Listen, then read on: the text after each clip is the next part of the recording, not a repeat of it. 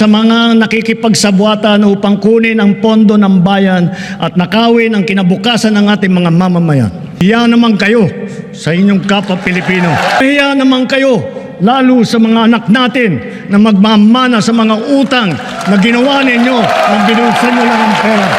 Nasa hot seat ngayon si SP Cheese Escudero dahil sa kanyang insertions umano sa 2025 budget. Saan nga ba nilaan ang mga siningit na pondo?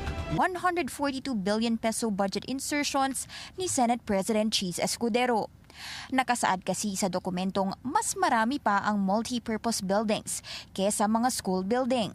Wala rin halos additional funding sa sektor sa kabila ng urgent need na mas maayos na educational facility sa Pinas. Si Escudero ang di umano'y finance chair sa Bicameral Conference Committee at nag-insert ng mga proyektong ito sa final version ng national budget. Karamihan sa line items, whole numbers ang nakasaad na pondo, hindi gaya ng exact costings sa ilang engineering plans. Halimbawa dyan ang road projects na nakasplit sa segments package A to E para tila makaiwas sa audit. Maging ang solar street lighting projects, equally funded ng 100 million pesos kada highway kahit magkakaiba sila ng sukat.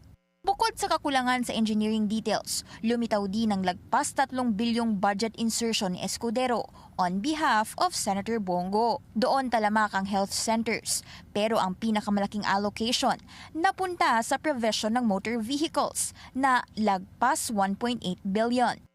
Mapapaisip ka na lang, where did our taxes go?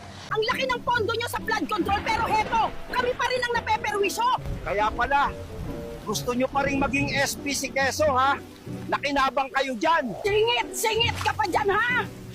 Tama ka na, Kilay!